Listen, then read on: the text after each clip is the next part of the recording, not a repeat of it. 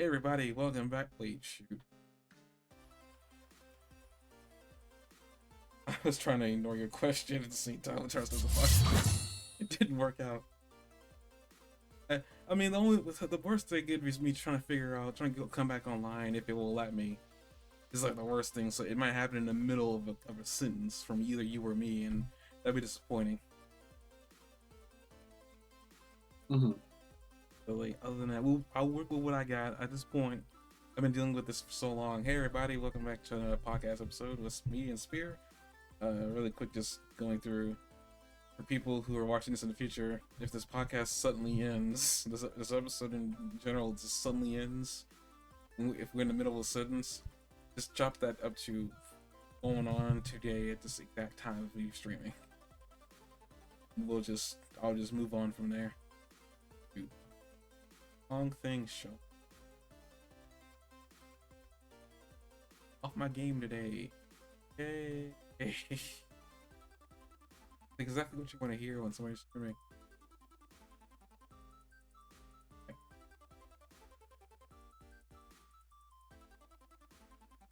Okay.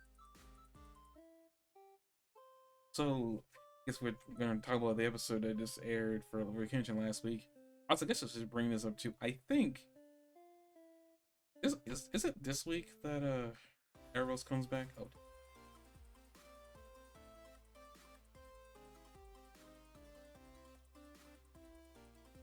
Oh, It's this week that what comes back? is it this week that Arrows comes back? Let me look it up. It's really soon.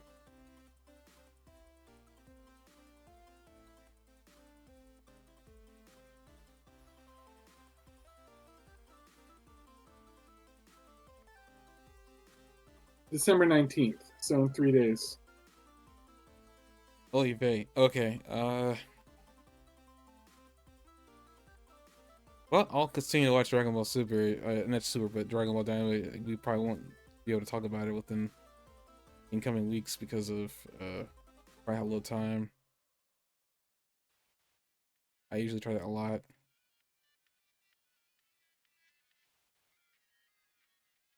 That's gonna be fun, quote unquote. Not quote unquote, but basically, maybe it's like the next season's like the final season because I keep on seeing the words "final season" pop up for that. I'm like, huh. I hope they don't leave us on a cliffhanger that never gets resolved. Oh man, shoot. Okay, I gotta relog.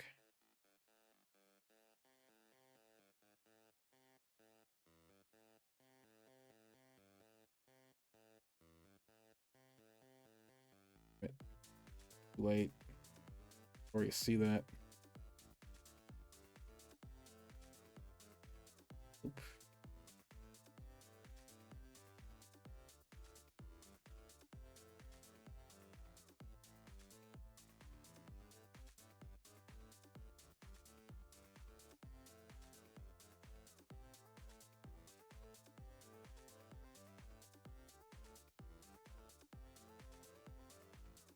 Ignore all whatever people just saw on stream.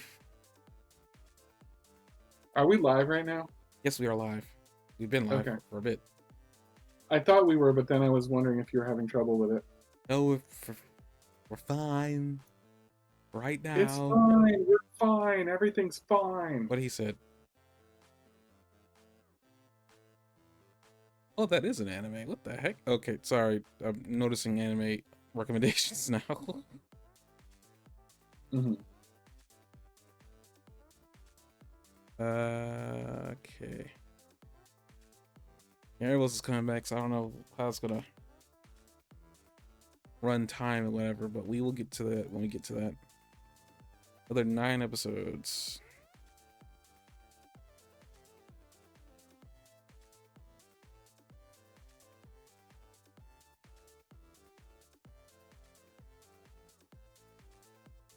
All right, so well, Tyler's episode is literally called Seijiro Hiko, who I was not apparently aware of until this episode that he was Kenshin's old master. And apparently, and I did remember this bit that Kenshin didn't complete his training with him back when he was learning. But I guess overall, let's get to the overall thoughts here first. Um, I thought this was a great episode from a narrative point of view. I understand you didn't. You thought this episode was okay. Was your thought process? Yeah. My thought was it was just okay. It was like, I don't know. I thought there was some spots here where like emotions could have hit a little bit harder and they didn't. Um, like when Kaoru comes back and I don't know, they meet eyes and everything, and I'm just like, I just didn't feel carried away with it, but like the way I thought I would. And I found a lot of it just not especially especially engaging. It was good story, like, like I don't think it was a bad episode or anything. I just, excuse me. I just thought that I don't know, a little bit more could have been done to build up the flesh out the story and do it a little bit better. The same story maybe, but like just a little bit better than it was. I don't know. I feel like this was they did everything they needed to do this episode. Um, 'cause I'm still under the assumption that I think core two of season two is supposed to be everything going on with Shisha and whatever. They're just using they're using the end of this before I guess to go on their break before they do core two next year to just to give all the small details they need to give before, because I don't think it's gonna be, I don't really remember how the fights play out like at all. um It'll be interesting to see how this is. One of the bits that came back to me when I was watching it was I think this was last episode. No, was this episode when that old man was trying to give the talk that Misa already given Haru when she had met her at the at the inn where the restaurant that she was gonna eat at, where he like, are you serious about me and Kenshin, because the fight he's gonna be in is like world changing. Like I remember that only after Misao said she already given that talk to her already before for her old man. Like I guess got really upset that he wasn't able to do it. I honestly thought too that I thought Kenshin was gonna leave. I thought Kenshin had left Kyoto. But honestly, thinking back on it, that doesn't make any sense. The fight's supposed to happen here, so why would he leave Kyoto? He was just living on the outskirts of Kyoto for some odd reason, till like the flare went out for that guy finding his old master. Mm-hmm. But before all that, yeah, again, not much really did happen. Kenshin was just pretty much telling him that I'm not gonna get you guys involved, even though for the most part some of these guys are already involved, probably much more than Kenshin probably realizes. But we'll get to that later. Um, Some of them are going to stay involved no matter what he does. that is also true. Uh, So it doesn't make sense to be pushing them away if they're just going to like trail along after anyway. Well, Kenshin is hopefully hoping, and I feel like this has kind of just been a recurring thing, because like, again, this entire episode's kind of been about like faults that Kenshin himself has, and a lot of them just deal with the fact that Kenshin doesn't. He might be a little bit too nice, or in some cases, from the way some characters talk about him, he might be a little bit naive, and this kind of gets even pushed. This whole idea kind of gets pushed even further by his old master, who Kenshin goes back to because he wants to learn the final move that he never learned from him back when Kenshin was 14. Yeah, 14. Which is actually impressive because he was 14, learning most of the technique, and then he went off to join the government. So look, that's ridiculous. It's cool to see him animated as like a young person. It's kind of funny. I say this just as something I find is Kenshin as a young kid and Kenshin as an older guy don't look that different. The only difference that's a visible, like, that's Kenshin when he's younger, is the scar that he doesn't have when he's younger. Like, that's not there obviously because it didn't happen to him when he was younger. But he's really, like, to me, he doesn't look that different. Maybe he's a little bit taller, but and maybe a little bit more like battle worn. when he's older. Because you have to really look at Kenshin to notice any actual visual age difference. Because I also What want to. about the height? I mean, the height alone. Is he taller? He's definitely taller. Like he's a little like squirt.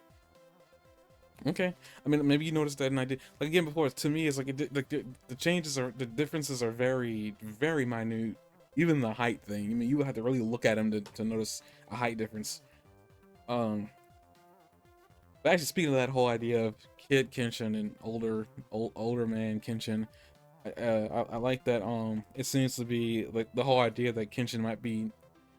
I was thinking about this earlier. I was like thinking as I was trying to like word this out in my brain about how Kenshin.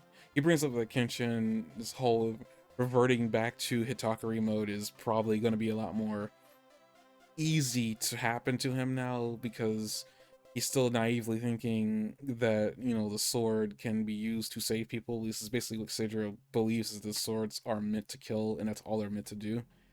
Um, and like part of the reason why he won't teach him is because the Hiten Mitsurugi technique that he taught him, which I'm glad that they decided to give some in-world information about that technique.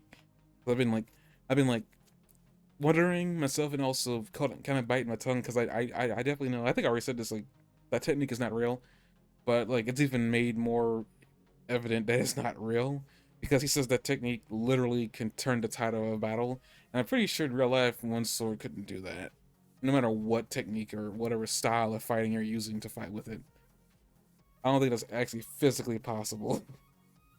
Because I feel like if it was, we would have heard about it in real life by this point. Um, and I could be wrong, and maybe there might be some lost records of a lone dude doing that. But I do like how you said like like basically whoever side has this person who fights with this technique that can turn the tide of battle. And I love that. Okay, definitely made more evident now that this isn't real because there's no such thing as a sword style that can and will allow a person to do that. We also get a chance to like look at like Kenshin as a young kid who we can definitely tell. Like, I was kind of shocked to see that Kenshin had a lot of hope as a kid. It's completely A lot of different, fire in him. huh? A lot of fire and enthusiasm in him. Yeah, like that too. But I just find it interesting. Like Kenshin now is very different than Kenshin then. It's literally almost night and day. But I guess it's one of those things too. Is like, he says that like Kenshin had can't find that line, so I can not misquote him. Oh, what do you think of this guy, Kenshin's old master, being being a potter because it lets him be alone apparently? I thought it was sort of like interesting because that this is the second time we've seen something like this because the last time was the other guy that was a sword maker and then became a maker of cutlery and kitchen tools instead. And here we have like a martial arts master that's just become a potter. It's interesting to see them downgrading themselves intentionally to like the role of artisan instead of like you know martial artist. That's an interesting way to look at it. Also, I guess I want to just point this out because I haven't said this before, and I'm surprised you haven't brought it up. Maybe something you noticed or you get cared about. Um, what do you think of Kenshin's master being as young looking as he is? I get that's an anime trope thing, but I feel like it's like it's very odd to me that this old man. Usually they do this kind of thing with older women for the most part, like women who are in their 60s like that, looking like they're in their 30s or 20s. It seems like to me he looks younger than he should. I just think that's kind of weird. I'm not sure how The old master he is is. younger than he should. Yeah, I feel like he looks younger than he should because like when he was training Kenshin, he was already a grown man. So he could be in his late 30s or something like that, couldn't he?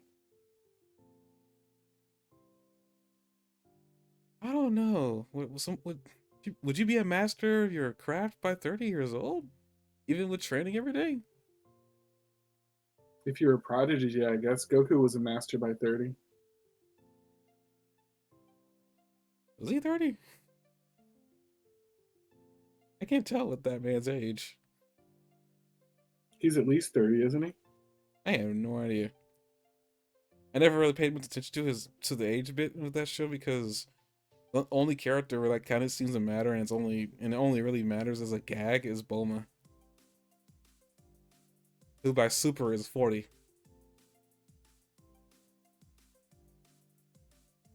Bulma's at least in her 30s throughout Dragon Ball Z.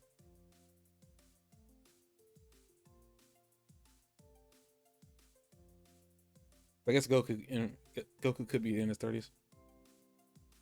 Goku is almost definitely in his 30s, isn't he? He would be close to the age of Bulma, who was like pushing 40, wasn't she? She was 40 during the Battle of Gods. Right, and Goku would be slightly less old than her, like 2 years younger maybe, so she'd be like 38.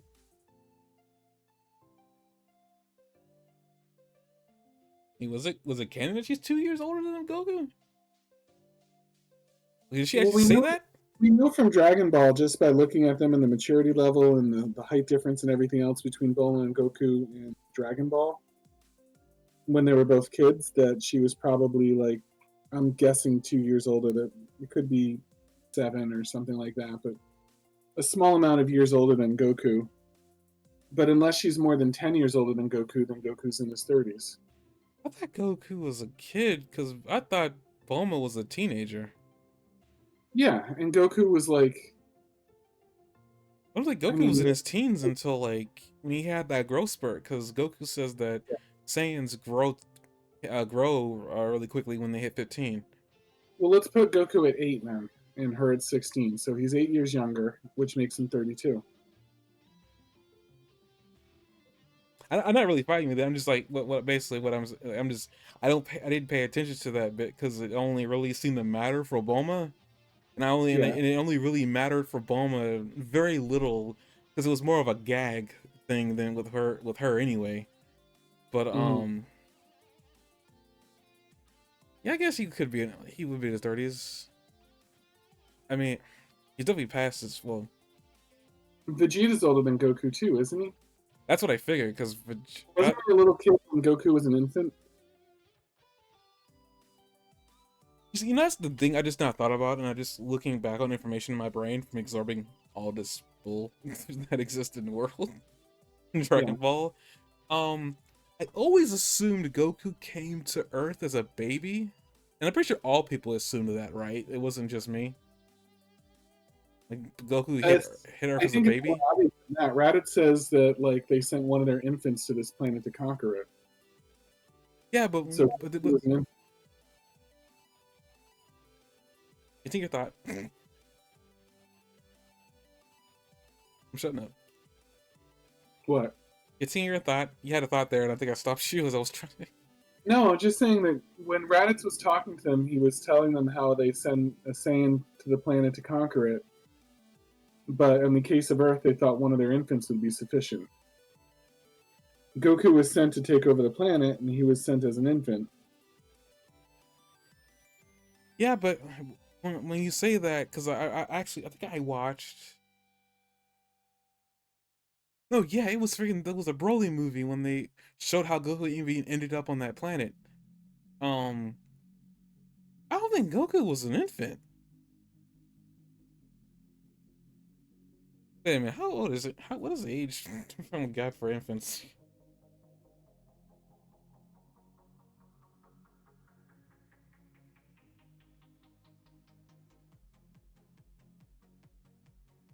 Birds are shooting in the air from birth to 1-year-old.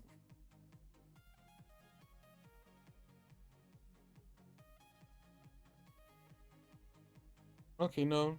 You could definitely refer to Goku as an infant. Mm-hmm. I was looking at that, like, it could be anywhere from birth to 1 years old. And a toddler is like 1 to 3. The Goku could still been 1. But I was just thinking about, like, it looked like Goku, it's good. I guess there's another thing I could bring up, but like I could bring up later when we talk about Daima. But Goku as a little kid Goku was awake when they put him into that pod. He was aware of what was going on. At least I think he was aware of what was going on. I mean, his eyes were open. I always assumed that Goku was never aware of what happened when he was sent to Earth, which is why he freaked out all over Grandpa Gohan. But that may not be true anymore based on the information from the Broly movie, which is canon. Um, and Goku's father, Bardock and Gine, his mother, sent him away. He looked like he could be walking around or maybe near Vegeta's age. But with that being stated, I think Vegeta must be. Vegeta was all fighting. Vegeta's all fighting on another planet along with Raditz.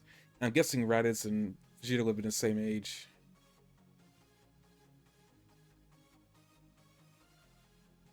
Yeah, I mean, like, basically, Vegeta is older than Goku. I just don't know sure how much older Goku he is. I would put Vegeta at like 5 years older than Goku. Jeez, that's an age difference. Like that's an age and mentality difference. But I can live with that. I always thought Vegeta might have been 2 to 3 years older than Goku, so 5 it isn't that much different. Because I always thought Goku and Vegeta were kind of close because they were capable of fighting each other on an even playing field. I mean, not Z, but in Super, they were like, capable of keeping up with each other. I always figured that they had to have been close in age because I feel like that's the only way they could have been keeping up with each other. But still, 5 years is still close enough. So yeah. Right, so Vegeta could potentially be almost in his 40s. He's pushing late 30s at least. I mean, whatever it is, I'm thinking the whole age gag thing. He doesn't seem all that concerned with it, regardless. Anyway, like I think he's the one that pretty much said that. I think Saiyans after a certain age stop being able to fight anyway. But he seemed like he was okay with that knowledge as it was anyway. Goku's the only one who wasn't okay with it. Yeah. But Vegeta was already mentally mature enough for the information to sink in anyway. But back to really quick, Rurouni Kenshin. I'm noticing I'm talking about this show really relatively less and less as we're reviewing it, and I'm putting the title of the freaking. I gotta say though, these podcasts have been doing really well. They've been hitting 50 plus views every like almost on the regular. I'm actually surprised. Thank you guys for watching whatever's been going on those past videos because I do not remember any of them after I hit the end button. That like they leave my mind. And shout out to our viewer from Brazil.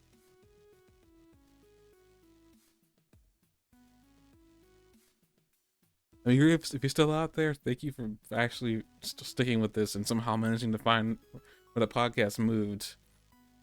We should be like a reverse subscriber and pay him to continue to watch our podcast. I don't think I have the money to pay him to watch our shenanigans. I barely have the money to pay you to watch our shenanigans. That's a gag, people. That's not really what's going on. This one guy in Brazil that we pay to listen to our podcast. So you too can be our favorite viewer. Just keep watching our podcast and show up in some obscure country on our like demographics and analytics. I don't know if Brazil's an obscure country. It's an obscure country to be listening to a U.S. podcast about anime.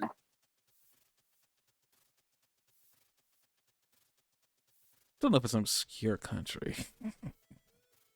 Random country? Is that better? I don't know if that's any better. I think it's an insult. I don't know how.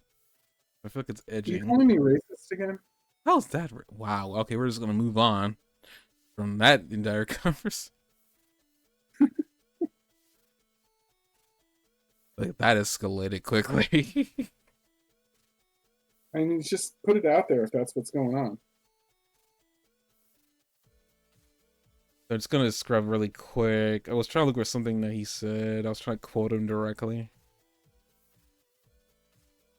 Oh, basically, Kenshin like wants to like learn the ultimate technique. Apparently, apparently also if you learn all the moves from this sword style Hitten Mitsurugi, you get the name uh Seijiro Hiko, which is the name of Kenshin's master, who he went on hiding to keep people from finding out who he was. But like Kenshin, it looks like Kenshin came back to him to learn the technique so he can hopefully defeat Shishio without reverting back to the the Hitakari Batosai. But it looks like it seems like this guy can read Kenshin really well because he can already tell that he was already switching back and forth, Yeah. and that it was gonna become harder. It was gonna become harder and harder to resist switching back and forth. But that was kind of nice, and he kind of like used the whole idea that Kenshin is still naive at heart, naive mentally, still young at heart for some reason. Like he hasn't grown. His body may have changed in age, but his mind and his heart hasn't. Yeah, I guess also speaking of other differences, I didn't notice. I was kind of wondering about the ponytail thing. Kenshin, as an older guy, has the ponytail lower on the back of his head, but as a younger kid, his ponytail was literally at the center of the back of his head. Is there some cultural significance to that? I don't think there is. It's just a hairstyle. Probably there is. I'm not aware of it. A lot of things in Japanese culture that I'm not aware of. But I don't think. The only I can say, like, just like any significance is that it makes him look like a girl. If you look at him in a certain way, it's a very dangerous considering how young he looks.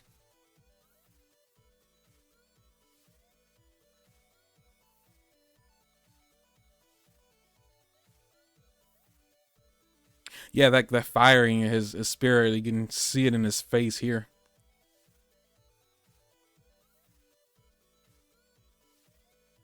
I gotta say, this Kenshin when he was 14 reminds you of Yahiko a little bit.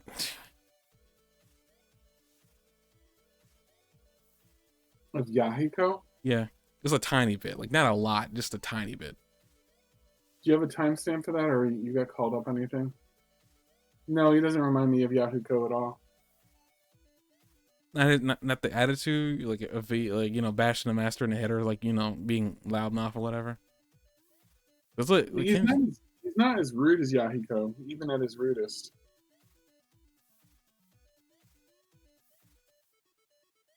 the guy kind of grew up in the street. Okay, I understand.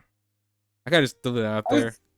If anything, I was surprised that young Kenshin was like so virtuous. Like he had wanted to commit to a cause. Like he wasn't just like a murderer. Like he was like Well, believed in what he was doing. I don't think it was ever really trying to be a murderer. Like that wasn't like I don't think that was ever what he was trying to do, or like what he was aiming for. I think Kenshin like right now is trying to make up for the damage that he has caused.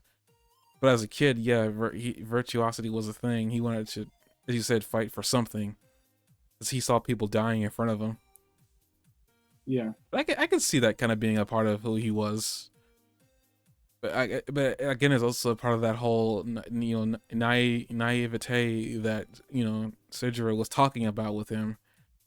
That I guess he could still see the little kid that was talking back to him in Kenshin. I guess let's kind of see that kid within Kenshin here, which is like I guess the mask he's hiding behind. But he's not gonna teach him the technique, though. I feel like that's gonna change next episode. But he was gonna teach him that technique because they even bring up the scar, which I love that they bring up the scar saying it hasn't healed because he something else hasn't healed first. I do like how like the scar seems to be connected to the heart, kind of like it hasn't healed because something else hasn't healed yet, or he hasn't forgiven himself for something.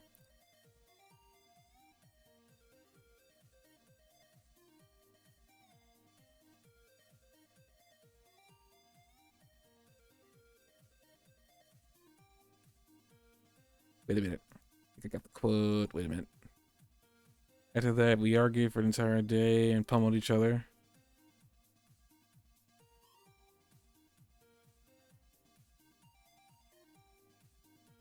ultimately parted ways in anger. Kenshin doesn't seem like the angry type to me, but then again, in Hitakari mode, that's a different story. He's just passionate. He's not angry. At least that they parted ways in anger. Just like what he Oh yeah. says, like they parted ways in anger. It just like to me, he doesn't seem like the angry type. But in like in Hitakari mode, I could kind of see anger when people he cares about get hurt. Mm-hmm. Your swordsmanship skills may be excellent, but you are still nothing more than a 14-year-old. The idiot apprentice who hadn't fully matured mentally was wounded so deeply.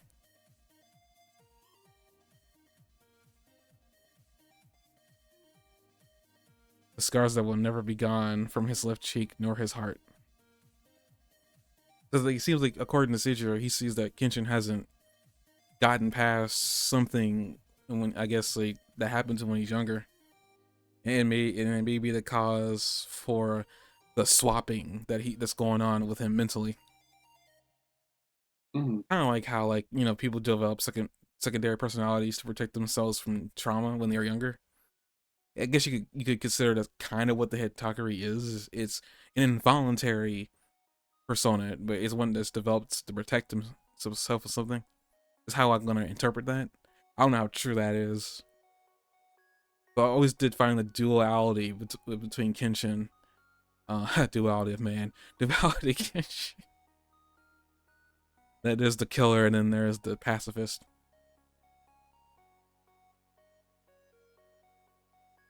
But both of them still carry a sword.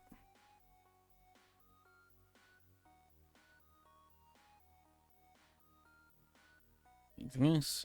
He became an unstable swordsman, wavering between a Hitakari and one who swears to not kill.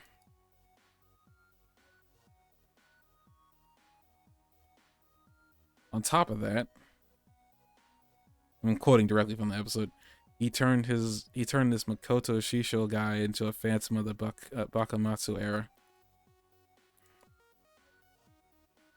And in an interesting way, he's kind of blaming Kenshin for Shisho.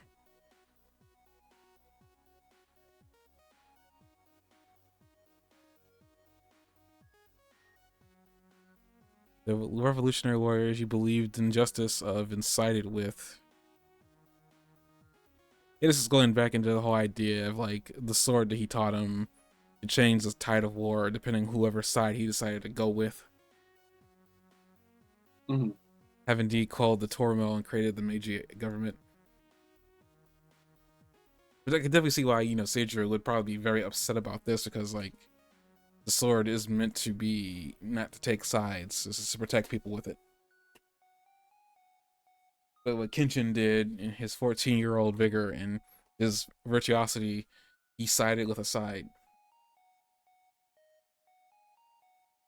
Whether that's a good thing or a bad thing, really, it's yet to be to be shown because the Japan's still going through the transition.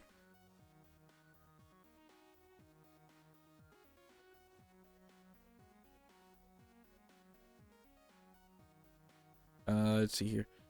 At the same time, to hide all crimes they have committed. Oh, you know what? This is referring to Kenshin, isn't it? Jesus. His master's going in with the berating, I'm noticing. And Kenshin just seems to be there, sitting there, taking it.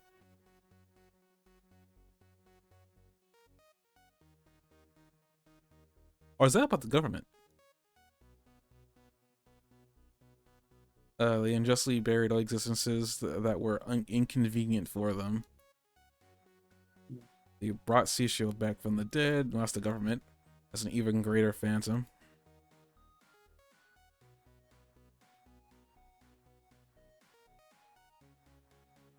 Having a look here. Wow, I don't know why his concubine is so close to the ground. Well, I know why. I'm not gonna go any further than that. But man, Shisho here just looks really sane in this like still image.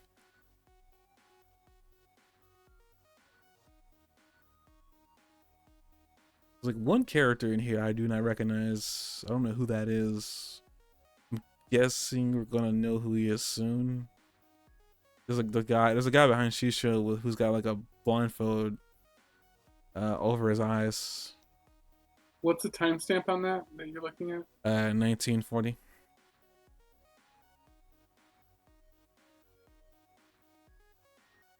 Everybody else I recognize, just that one dude. I think that's because we haven't seen him yet. The one with the blindfold, you mean? Yeah, he's the only one I don't think they have shown yet. What about that dark figure on the top right? I mean, I don't recognize any of the people that are in the shadow. There's one in particular in the top right, though. You know the one by Anju? The guy who taught Sanosuke? The one with the purple eye? Purple eye? In that little capture, yeah. The top right. All the way to the top, all the way to the right. I'm not. It looks like more like a monster than anything.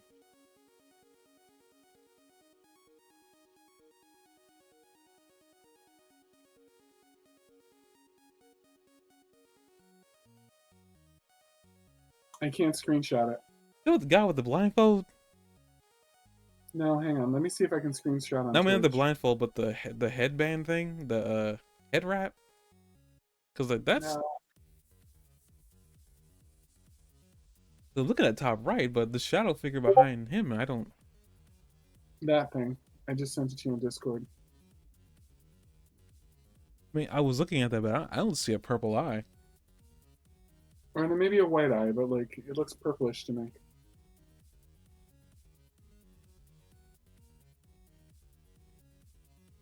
I mean, I also don't recognize that because they haven't shown that either. But I was just mostly bringing focus to the dude that they got actually in full color. Yeah. I feel like there's probably more people beyond them. At least I think. I don't know who the heck that is.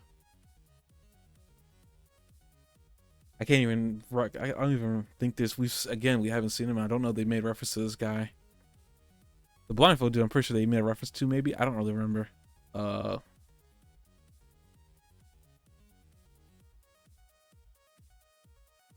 meant that there was somebody behind Shishio, but no, that's just the blade from Broomhead.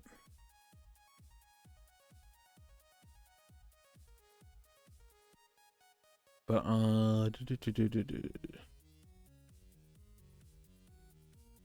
but yeah, basically all really Hiko's doing here is just kind of berating Kenshin for his part and everything, claiming that Kenshin's still naive is part of the reason why he's slipping in between Hitakari and his, the self that we all know. It's because he I guess, like, I don't know how to explain any what he said, but it sounds like it has something to do with Kenshin's past that he hasn't dealt with. That may be the underlying reasoning behind why he's swapping between personalities. And he's talking about how the sword was like the technique was made to protect people, not to side with anybody. But I think it was like protect people indiscriminately. I thought it was interesting that the word he used to describe him was unstable. Because Kenshin is unstable. Yeah, but I never thought of him that way. But I can't. It's perfectly defensible too. Like, yeah, he is kind of unstable, isn't he? I think he was kind of stable-ish before. I think Cairo literally caused the first transition. At least that we saw. I don't know. It sounds like he might have been switching back and forth much earlier than that. I had no idea. But yeah, he is like very unstable. Yeah, and I was like, yeah, that's definitely a perfect word to describe what's going on with him. It's just like there is no stability within Kenshin mentally right now, which is what causing that shifting between personalities to happen so easily.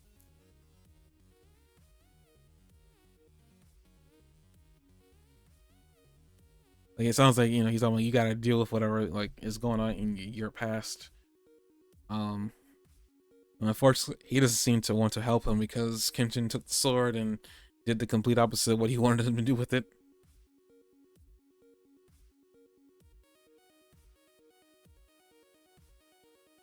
But again, I do love that he refers to Hichen Mitsurugi as like a really powerful technique. That and we've seen how powerful it is. We've seen how almost impressively overpowering it is when used in practice. Mhm. And Kenshin hasn't really been, as far as we know, up to this point, he hasn't really been using it to really do much. He's been using it mostly to defend people with it. But like before, the his past we haven't seen. He obviously was using it to kill people. He killed a lot of people, which is like why he was called a manslayer. They also see it's not even just him, his old master. The guy who made him the Sakamoto kind of referred to him, like, why are you running away after killing so many people? You know, you either live or die by the sword. You don't get to put it down after you've done so much damage with it as it is. Right. So many people like seem to be really going hard on Kenshin about trying to, not like, you know, to like, to I guess accept and take on all the damage you've done versus trying to run away from it. It seems to be this constant theme coming back to Kenshin and has to, face what he's done. But as all that berating is happening, Cairo and the gang finally catch up with Kenshin, and then the Master Prince says that I'm not going to teach you. It was a mistake for me to teach you Hitchin and Tsurugi, and because Misao and Yahiko can't keep their mouth shut, they bust open the door and say, "What was that?" Which is a very odd way to like introduce themselves. Well, he's like, "Who the heck are you?" And then Kenshin turns around. Well, first he recognizes the voices, but then he sees Kaoru there. Which I know you said you're probably expecting that to be more, I guess, emotional. I don't, I think, like, really with that, I mean, I think you could probably see it anyway, but I'm just going to say it anyway. I feel like maybe it's just more of, like, meant to be more of a shocker than really being an emotional reunion, because it's been a long while since these two have seen each other. First, there's, like, a lot they want to say. I'm pretty sure Kairo's got a lot she wants to get off on her chest, especially about him leaving her in the rain in front of the dojo. Yeah. I'm pretty sure she's got a lot to say, so she's probably processing everything that's going on right this second because like she just met the guy she's been trying to catch up to for so long. So honestly, it's like I don't maybe think it's supposed to be more of a beautiful moment from a cinematic standpoint.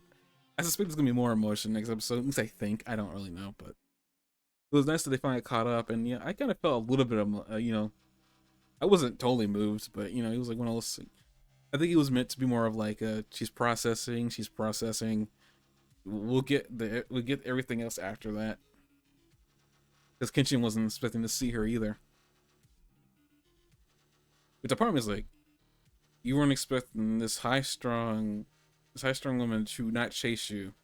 She's already shown how it's not abrasive. What's the word I'm looking for? This is supposed to be complimentary of her. Like how strong-willed she is. Yeah, strong-willed. How strong-willed she is. I also do like that at the end of the episode, after they meet each other, we see a red and blue star finally meet each other in the sky. I thought that was kind of cute. If you want to talk about it, it's at 2113. 2113. Yeah, there's a red and blue star in the sky, and then they're just like facing each other, like meeting, like how Kenshin and Kairo are right now. Meeting each other again. Oh yeah, that's a good point. I thought that was kind of like They're nice. probably not airplanes. Okay, if those are airplanes, first of all, how they're doing that magic trick because they're standing still right there, like in the sky. It's just a satellite. That's all it is. Satellites, and It's Santa's sleigh with Rudolph at the front with his red nose. you just ruined so many kids' dreams of Santa Claus. I'm gonna ruin it even more. A fat dude climbing down your chimney to leave gifts. Who breaks in, by the way?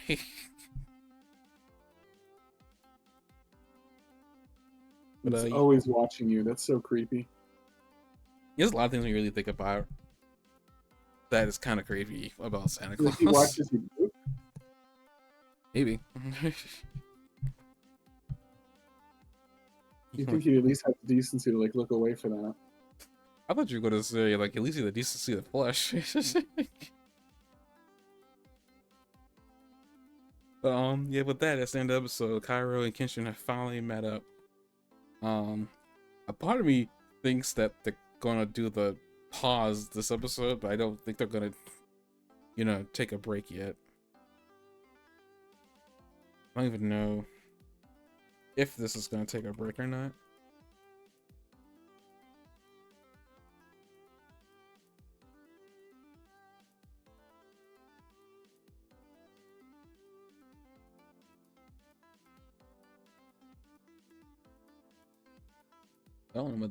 I don't really know about the.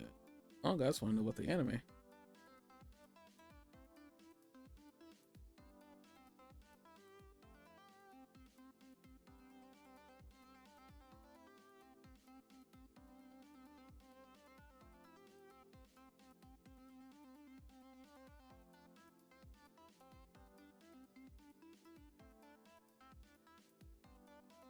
The anime has a lot like of juice left in it.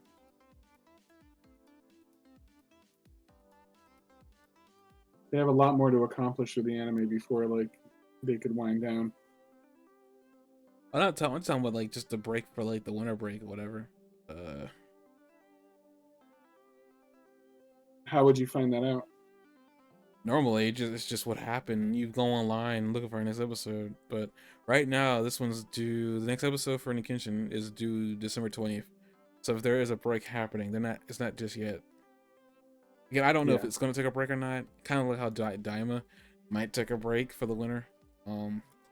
Apparently, I think it will, because according to somebody I was watching who's reacting to Daima, they're saying that Dragon Ball's gonna come back in January. I forgot what date they said. It might have been the 10th or something like that. I forgot what date they said.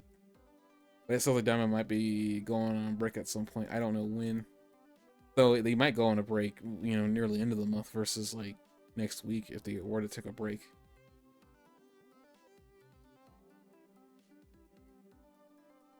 And then if it was to come back January 10th, that would fit in with that whole last week of December into January being like a full week of them taking time off. Because then that following week would be January 10th. Again, I don't know if this is true or not. It would just happen. The only time you would know is that there was an episode, and he's like, oh, okay, so there's a break happening now. Oh, well, speaking of Dragon Ball Daima, we can, I guess, transition from there, unless you have anything more to add on the Kenshin front. No, that's okay. Or Kenshin. Okay, seriously. We already talked a little bit about Dragon Ball Daima off camera. The recap is, all I really said that I was kind of disappointed with what's going on with Majin Ku. Who knows? Maybe I'm casting judgment too soon. If I can speak English, too soon. I wasn't really impressed with what I saw. To me, he kind of comes off as a gag character. But then I said maybe they're gonna try to like augment him, maybe. Because I mean, at the end of the episode where he says like, I can still go shopping for you, send me out on a long shopping trip. She kind of seemed like, what? It's kind of interesting he decides to bring that up. I don't know what that's about. He's got a personality which is completely different to Majin Buu. Like, I don't even know how that happened. Maybe it was a Sabat and Seed thing, but I don't know. It just, I can't exactly take Q seriously. I want to say that we're not supposed to take him seriously yet, but that he's going to become better.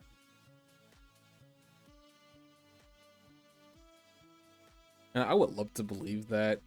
They don't have a fighter. They need a fighter, like a big fighter, like something that like those guys can take on, and there's nothing to do that. Well, Goma, if you were to get the third eye. Goma is like a wizard, though.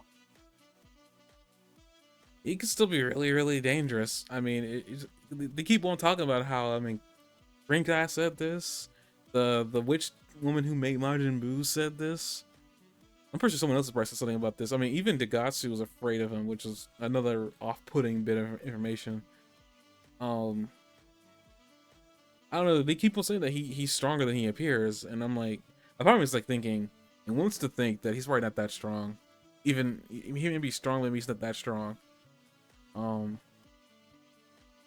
but I mean, I understand that right now you're placing all your hope in that Majin Ku is gonna get better. I don't know. Part of me is like wants to believe in that so hard, but There's no one else to do it. but in Dragon Ball, when there's a character that's that goofy, I mean, beyond Majin Buu. I mean, we should throw Majin Buu out the window right now. Sorry, Boo. Like, even Majin Buu out the window is like, yeah, characters don't exactly get to be serious characters later.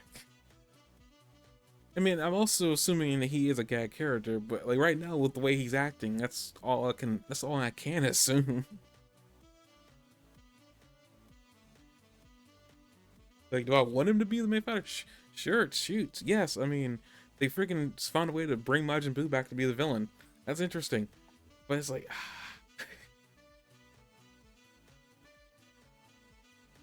I don't know. I just wanted something at least to show that maybe there's potential there.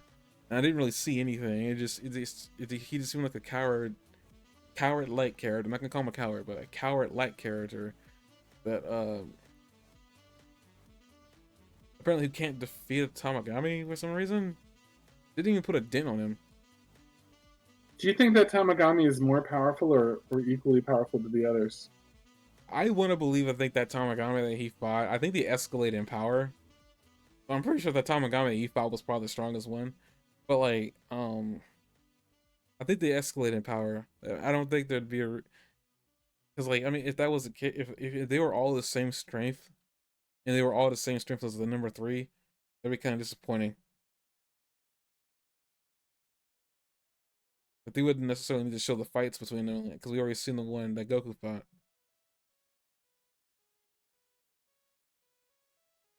It's also possible that Tamagami that he fought too wasn't really using his full strength.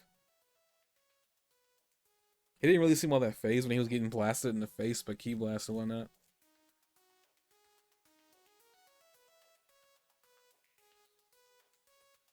Yeah, he was, but you know that when Ki Blasts are not equal, they may make equal amount of light, but they're not equal in a lot of other ways.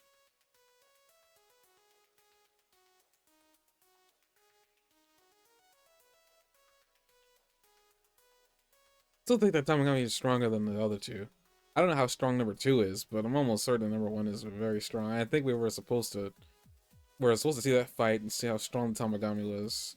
To think that I guess maybe it's a red herring. Maybe we're supposed to think it's gonna be really tough, but in reality it's not. I have no idea. Again, that Majin Q is not inspiring me right now. If it was one of those things, they're gonna pull the rug underneath me. I was like, okay, I was wrong with my doubts. Like right now, he's not inspiring a lot of hope that there's gonna be a good fight later. Like in my mind, it's like just because there needs to be a fighter. Like I don't like watching Q is just not right now. He's not like giving me the hope that he's supposed to be that one.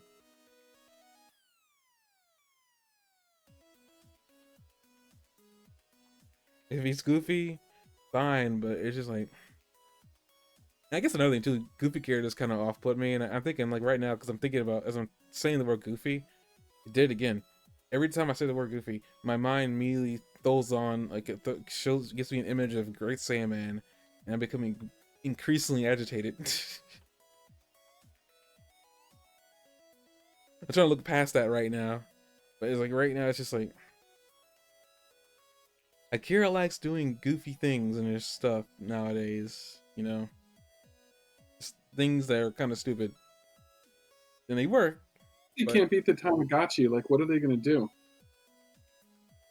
What's next for those guys? They have no plan. You don't want to race it? The Tamagami, yeah. What's Erase's next move? Good question. Again, I did offer like the whole being pro Majin Ku as much as I can. Mm-hmm. It's hurting. They Like, have more Cybermen seeds. Would they just try again and make another one? or they could augment the current one. I don't know. Again, I don't know if he can't be improved. It's possible that maybe because they got the woman who made Majin Buu, and again Majin Ku, maybe he can be thrown back into the pod and just augmented, made stronger. Because again, they did make Majin Ku with the intent of him being controllable, and I think they made him weaker for that purpose. So maybe it's one of those things like maybe unfortunately for them, like if you can't unfortunately you can't control something that powerful, maybe maybe the ultimate thing, or they could just make a new one. That's even more dangerous because like now you got that defective one, the defunct one that's gonna probably try to like become useful and do anything he Mm. can because he's already quite intelligent. Like I'm gonna tell you right now, I was not expecting him to be able to talk. Like maybe giving Yeah. off noises, maybe like Kid Buu did, but not actually speak. So yeah, I don't know. The fact that he was capable of speech was interesting. I was like, huh, that's not good. And I'm like, but then realized that doesn't really mean anything. It's like, dang it. Uh, well, actually, I mean, Ritsu's backup plan, at least I think her backup plan, is Goku defeat the Tamagami. And then taking the balls from Goku. I guess that was the plan. I mean, she's got Glorio working for him, working for But her. how's she going to take him from him if they can't take a Tamagami in the first place? Glorio might just take him in the night and deliver him. 'Cause again, he is working for her. Mm. I don't think Glorio is intending to fight him. I think that ship sailed when he fought Goku in that sparring match and lost to him. So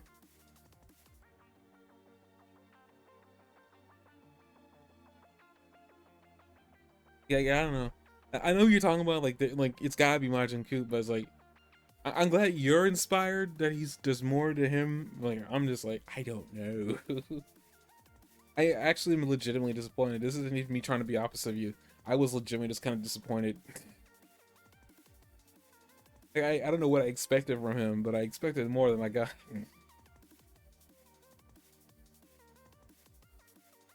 Like, yeah, like, hey, I want him to be like the fighter. I want him to be the guy, but I just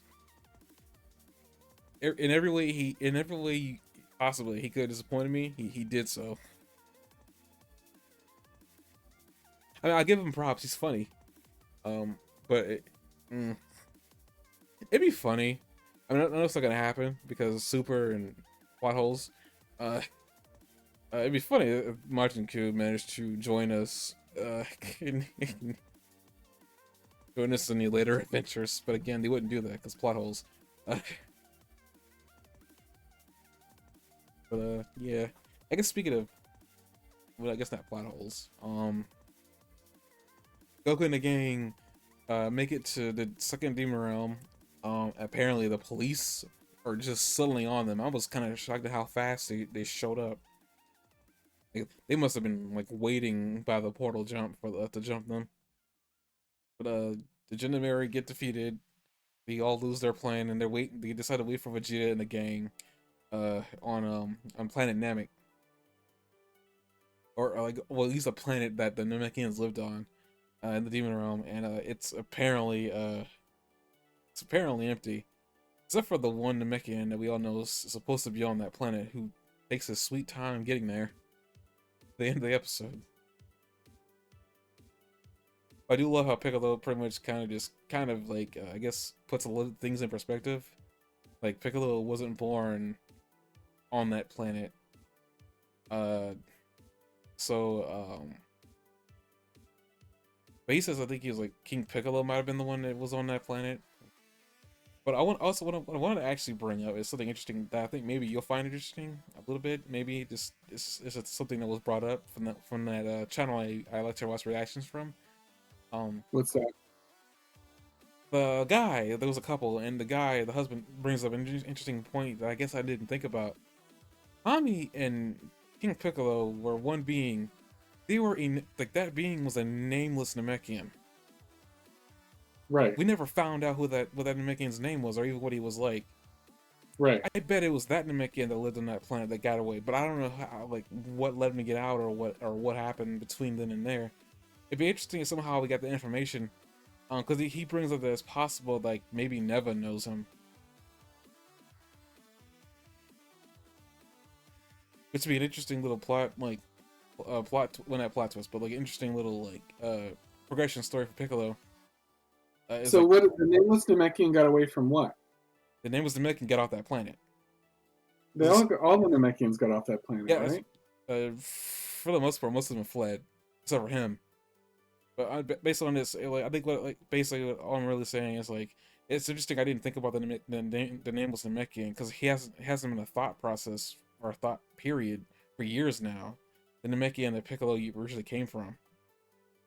I guess in an interesting way is I'm actually kind of curious, like with Piccolo now being on this planet for the very first time, and him saying that he kind of does feel like he remembers this place a little bit, like he feels familiar to him. I wonder like what I guess like what character development can we get if there's gonna be any for Piccolo? Because again, like while I complain about Gohan getting gypped, nobody gotta get gypped more than Piccolo in some situations.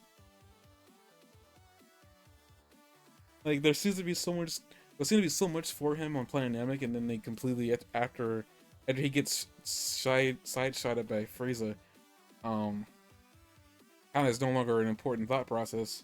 But again, it's like there's a lot of lore about Piccolo and Dragon Ball itself, like literally Dragon Ball, and about like how Piccolo, came on the planet, got on the planet, and his name is Namekian, split into two because he was he split into two, but he was trying to get rid of the evil in him because it was the evil that was influenced by the humans.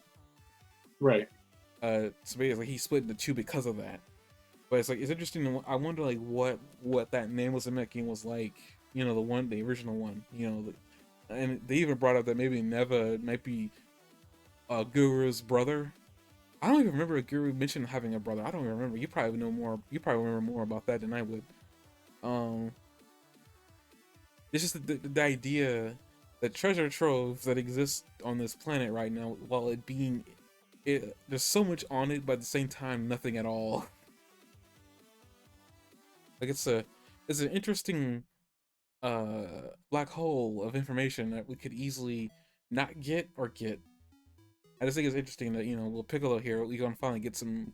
We could probably get some information about like this person, maybe from Neva, because I initially thought that Neva was just gonna be like a plot device that he was gonna expound on a few things because he's been on that planet forever. As far as we can tell, he never left it. So the one time that Goma called him to make the Dragon Balls, but like other than that, like he hasn't left that planet. And then he shows up at the end of the episode, walking slowly like an old man. I'm actually kind of shocked that nobody sensed him coming. I'm actually kind of curious: does he give off an energy or does he not? I mean, what do you think overall, and not just on that? Does he give off what type of energy? Just it's an energy that they can sense. The key. I thought Oh yeah, maybe, he should. Right? Why wouldn't he? but they didn't. Nobody sensed him. That is a good point. That's kind of a plot hole. Like all Namekians should have at least enough energy to sense, right? Anybody should have enough energy to sense. Hmm? Even the weakest Namekian should have enough ki to be sensed, unless he can disguise it or hide it completely.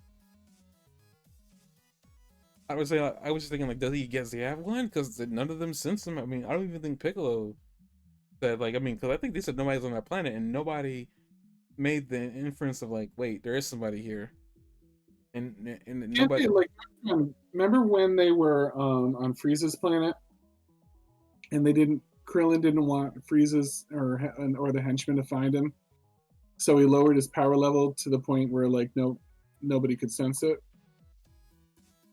Frieza's planet. We were on Frieza's planet.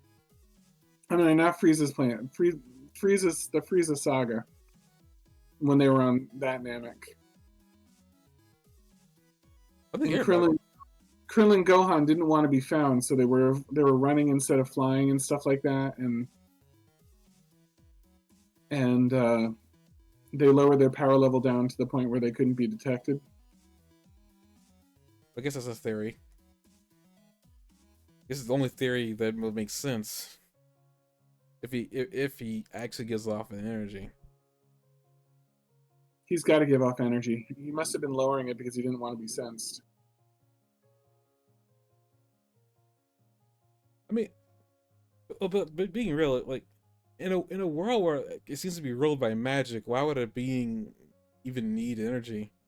Because even like Pansy doesn't even know what energy or ki is, but she knows what magic is. But Namekians have ki. We know that. Everything has ki because ki is life force energy.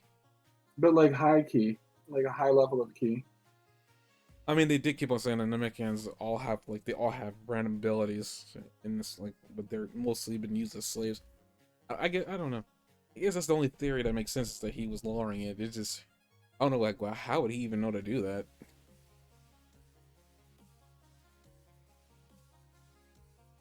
I wonder if it's possible that Neva is actually like a Dragon Clan member or something like that.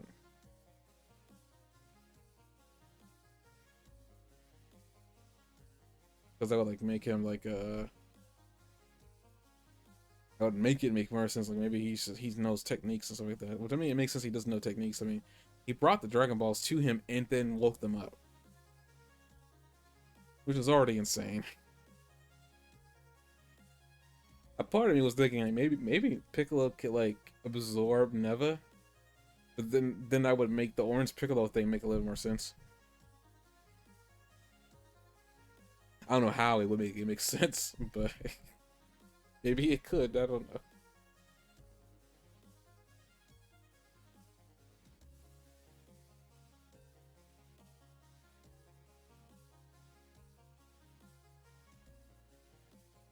Um, this is an interesting episode. A lot of the lore they decided to drop. I think they dropped information on Glenn's, but I don't know if it's really important. Oh no, they dropped lore on how the Supreme Kais and everything kind of became a thing.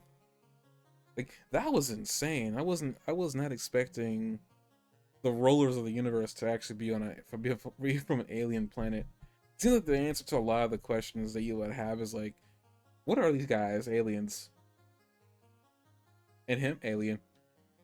Her, alien. Uh, you, alien. It seems like the answer to it all is like the entire world of Dragon Ball is governed by aliens. Everybody's an alien. Essentially. But I guess that's another interesting thing about like I forgot his name already. Naga, what Supreme Kai? He brings up that the trees that they were born from are all dead now. At least as far as he knows, they're all dead, and like they're all facing extinction. Um, besides the whole obvious implication that Supreme Kai dies, Beerus dies, and they've never met Beerus. That's already that's already opening a can of worms as it is, but they meet him later. But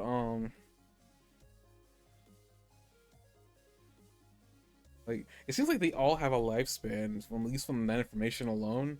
Makes me wonder, it's like what happens when all the Supreme Kais eventually, when all like the Glens that are still alive, what happens to them when they die? Like what's gonna happen ultimately to everything once they perish?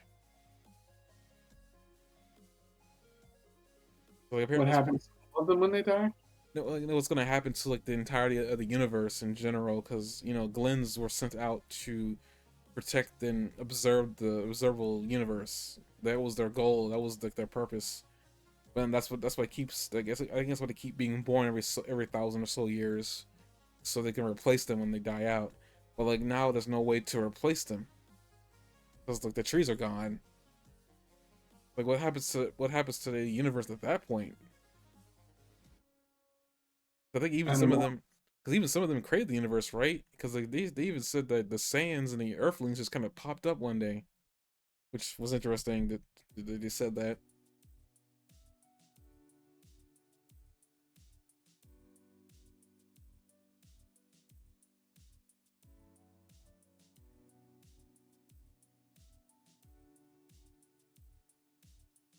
This is interesting to hear that ultimately the rulers of the entire universe were on a planet, and they were just born one day and told go observe the universe and never Why did the stop. blue trees die? I don't know. They just said that they died. I don't know if they gave a They reason just for said it. it like it was a coincidence or something, but like there must have been a reason they died. Maybe we're gonna find out later. They did say that Abura, the guy who was in charge of everything before Deborah, he was the reason why the warp samas were, you had to get a code to get in and out.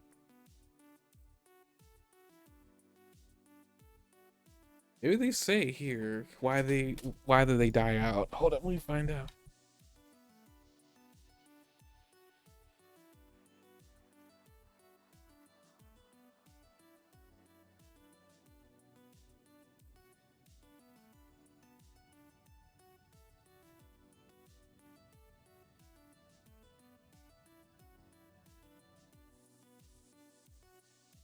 Oh, his name was Nahare. Okay. I'm not gonna remember that. I'm just gonna keep calling him Supreme Kai. I'm just gonna accept that.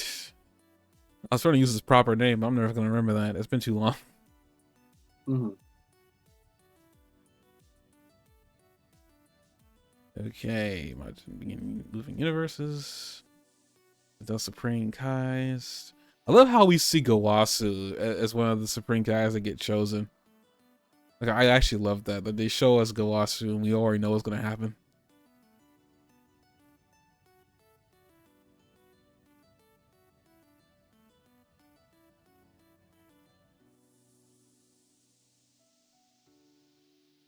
Oh, that's right. Like everybody in the universe is like a descendant of Imagine, except for the Earthlings and the Saiyans. Well, they just popped up. They just were created after the universe was. I wonder what created them.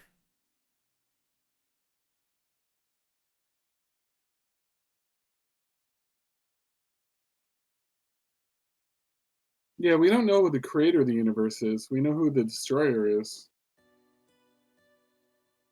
No, I think the Glens created the universe. How do we know At least that? the universes that we know of. Because like the Glens were sent out. I feel like they were the ones that created it, wasn't it? Some creators. Ramasama then chose to select. Wait a minute. Hold on. Let me just back up really quick. Various universes were created. Okay, so it was just they just suddenly popped up.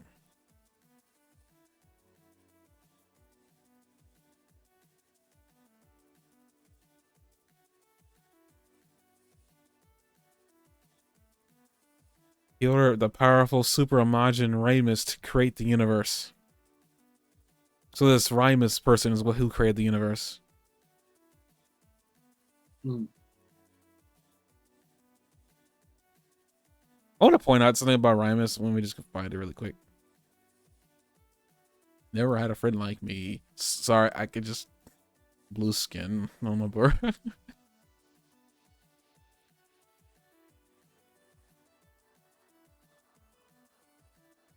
The good Supreme King, Demon King of that age, sought to expand the demon world. Actually, kind of makes, but now kind of like what that's done is now said that for some reason the demon worm existed before everything else existed.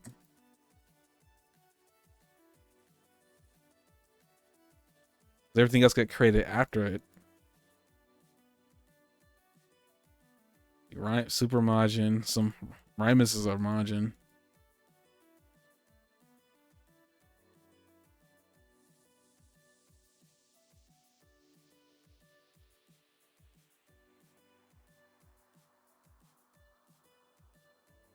Just come on, give me the information we need.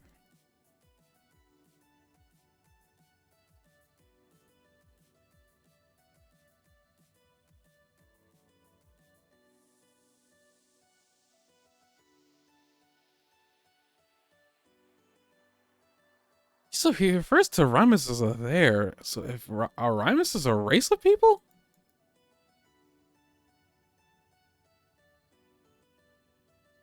Again, I don't know why, but he gives off like a supreme, not supreme Kai, King Kai vibe, and King Kai's a freaking Glend.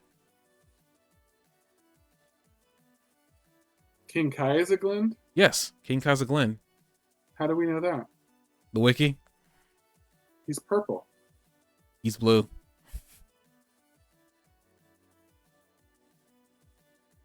That's very weird. I think he's wearing That means all the Kais probably. Huh? That means all the Kais are probably Glens. Yeah, that's what he said. All the Kais are Glens. Like the spring Kais are chosen from Glens. The Kais are like the Kais themselves are Glens.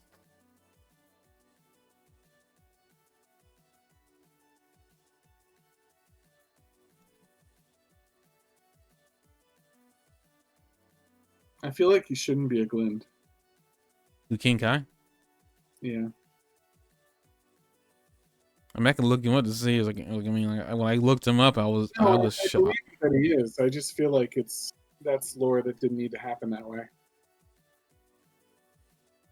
I don't know. I mean, King Kai is on a planet of himself, and on top of that, King Kai's position in the universe kind of always irked me. And I'm not talking about position authority wise. I'm talking about the planet. His, how you could only get to it if you died. That's something that always irked me. I couldn't explain why. It just like it was something that always it didn't make sense to me. Like he's on that planet, and I always thought he was dead. But when I found out he wasn't, because I only found out he wasn't dead until he got killed. That's what I found out, he wasn't dead. I was like, excuse me? He was alive the entire time? What?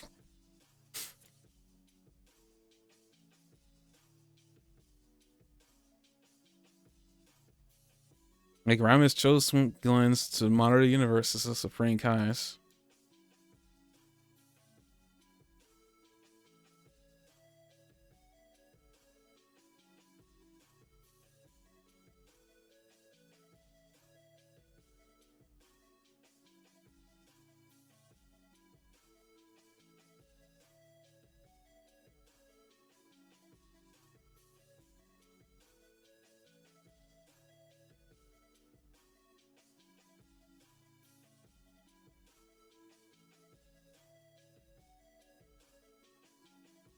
So King Kai is just a really fat Glen.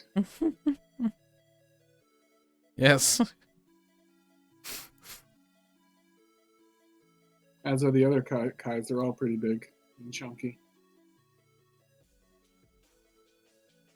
I wonder if they came off one of the other trees than Shin. I mean, I'm pretty sure every Kai came from a different. I mean, I'm pretty sure select Kais came from the same tree, but I'm pretty sure. Yeah, I mean, there's like 5 trees. Because Kibito came from one of them, but he wasn't born from the same tree as Nahare, our Supreme Kai, was. Yeah, Glens are born from 5 Glen trees. Here it is, what we were after. Did he say what happened to the trees? But all the trees died. We have no reason to stay here. It's our immigration.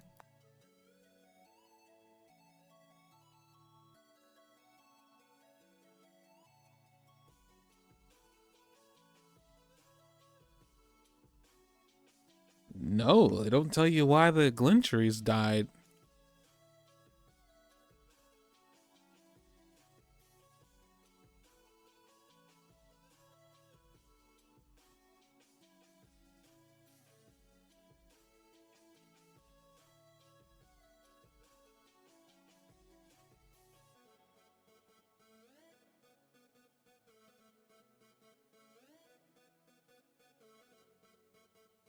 He just says that they died. Maybe we find out when the lore continues to build. Maybe that's my suspicion. If the trees being dead is important to the story, we'll have to learn.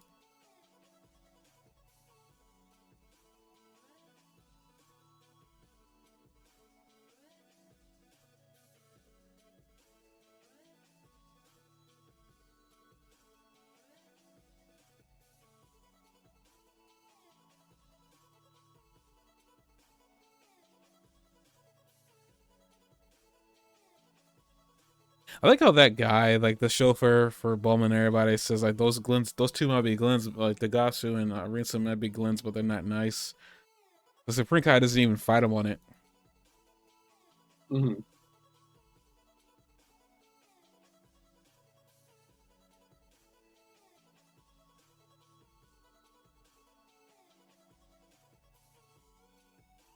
Bowman says like, why not go to the planet? And he says, just why bother? There's nothing there.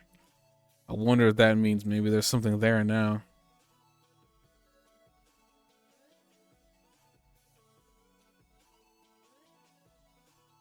But yeah, the trees being dead, they don't explain it like at all. It just we see that they're all dead and lifeless. I wonder why did they die? Especially like with those trees being so important to the birth of monitors, basically of the universe. Like you think those things need to be alive for a long, long, long time, so at least that way they can replace as many Glens as humanly possible, and then like I guess replace themselves later on.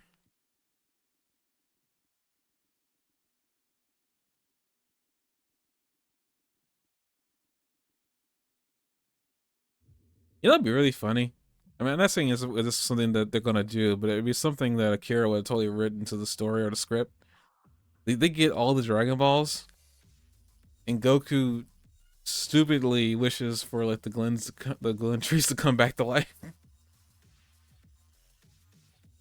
And I say stupidly because he's gonna do that, thinking he's gonna get more than one wish. I'm suspecting that I'm gonna get one wish from the dragon. Yeah, I feel like they get one wish. Goku's gonna accidentally wish for the Glen trees to come back to life, and the dragon's just gonna go away. And it's like, that's what's gonna happen. They're gonna come back. They're gonna get their ages back by defeating Goma or whoever the end boss is.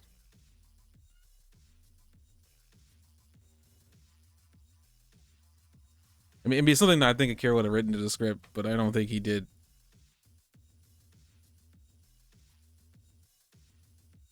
Subvert expectations. Apparently, at the end of the freaking episode, we have Neva like walking, taking his sweet time, laughing creepily, walking up to the ship. Like as far as we can tell, none of them noticed Goku nor. He was back in the demon realm. I thought he was still in like the regular realm. No, he came back with Goma after he because all Goma brought him out to the Universe 7 list to gather Dragon Balls. Yeah. And I don't think Neva would have stayed there anyway. Neva has no reason to stay outside. He wants to be in a demon world. Why? I don't know. He never left. Like I mean, they make it they make a big stink that all the Namekians left because they didn't want to be controlled. I don't know why Neva. I asked this question earlier when he first showed up. Why is there a Namekian still here if they all left? Why? He wants to be here for some strange reason. I couldn't tell you why. He wants to be here. I was like, I mean, I couldn't tell you why he's still here. But it's obvious that he wants to be. Yeah, I don't know why he's there. It'd be interesting for Piccolo to fight him, but I don't know if they would do that.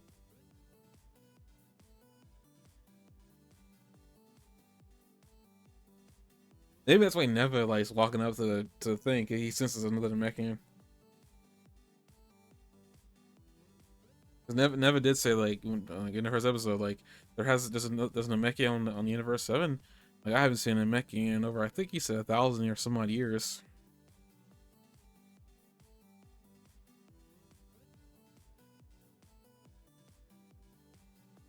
It's possible maybe he wants to see who this Namekian that he's probably sensing is. Yeah, for sure.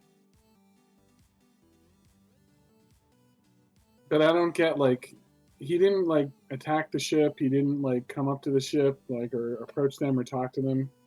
He just sat there looking malevolent, like and watching the ship fly off like he has some big plan.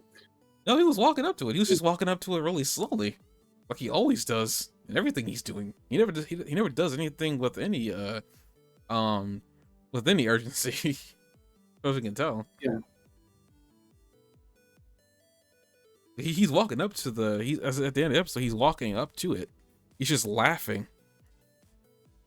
To me, like it's just like because he's walking. You can tell he's shuffling. But yeah, I don't know, and I suspect that he's probably gonna try to like bring down the thing, or either that or he just wants to talk. I have no idea. But in the next episode, they're fighting the second Tamagari, so he can't do too much to their ship because they can't get slowed down too much. Maybe Piccolo jumps off the ship to deal with him. I don't know.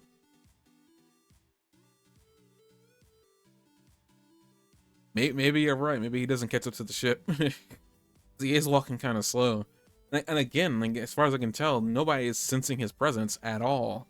I mean, even I guess even if he is like bringing his key level down, aren't there windows? Can't they see that there's an old man walking towards them?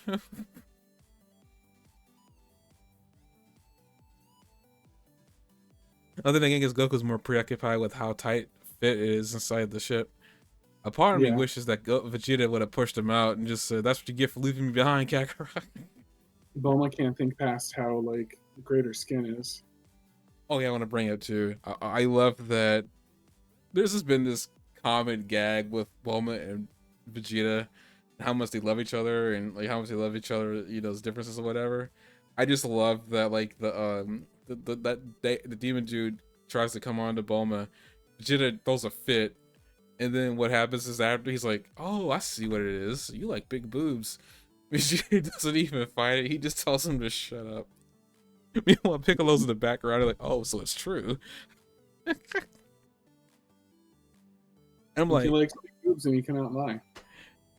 I mean, my next thought was like, well, I mean, I don't care what Goku says. I mean, Vegeta likes Sasaki boobs. That's a reference to when Goku had key sickness or whatever, and then he teleported into her bedroom when she was naked. And he was like, "I didn't come in here to see your saggy boobs," and Vegeta was there too.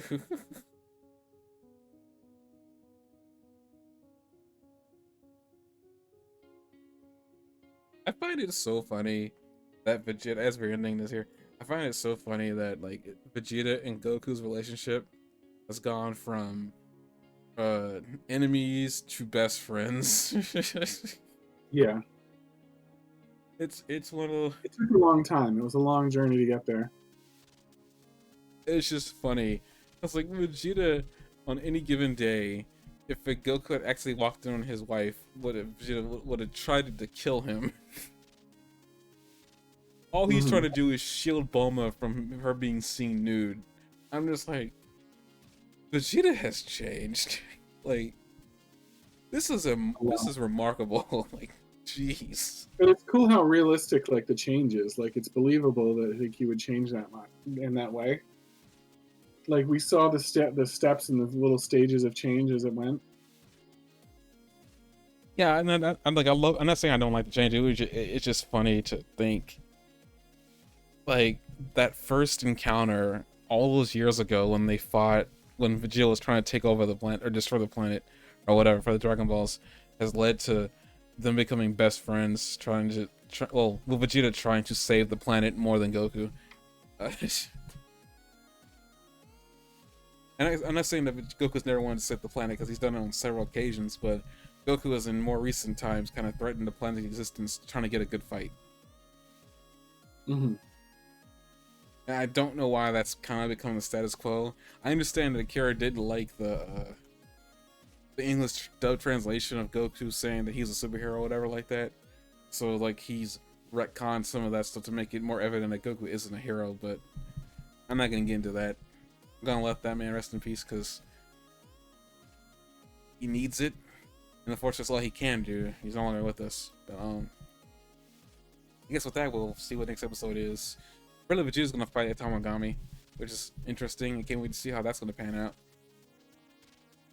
I wonder if he's gonna go Super Saiyan too.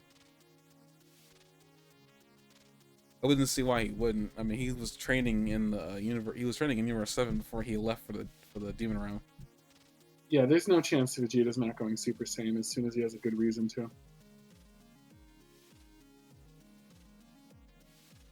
I mean, there's an image of him going Super Saiyan, so like I've seen somewhere as like this. So yeah, can't wait to see what that. Like, I mean, I think this is the first time we get a chance to see like baby quote unquote Vegeta.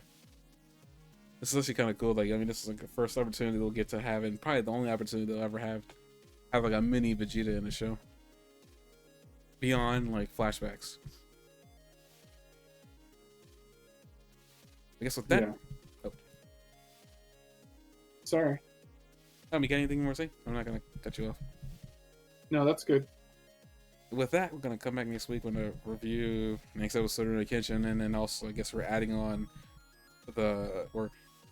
and taking off Dragon. Well, maybe not. We'll have to find out if we can squeeze and talk about Dragon Ball a little bit, but maybe not. We'll have to find out. Arrows comes back next week. We start that. Almost called it train wreck. Sleigh ride to the end, I guess. I don't know. I had to start. So we're going to be kind of reviewing 3 episodes next week, right? No. Why not? I'm not killing myself. Even for the views. Daima and Erebos. What? Kenshin, Daima, and Erebos. I don't think it's exactly. We're not really reviewing Daima. I'm still holding on to that hill. I haven't let go yet. With that, letting go of the hill now. Good night, everybody. Good night.